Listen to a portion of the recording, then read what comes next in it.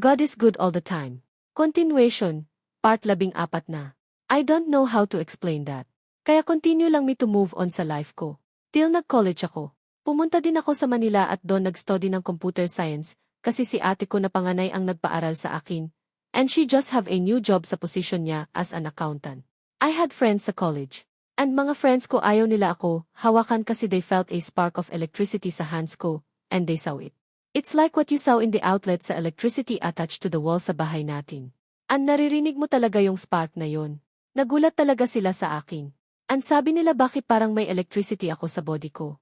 And the more I get mature the stronger of that electricity I have in me. Binibiro nila ako na baka nakakain ako ng electricity. Or electricity yung food ko na kinain. At first binaliwala ko lang yon. And the more they said that to me, I started to get offended. Umiyak lang ako kasi ni isa sa family ko, walang maka-explain bakit ganyan ako. Abangan ang susunod na kabanata.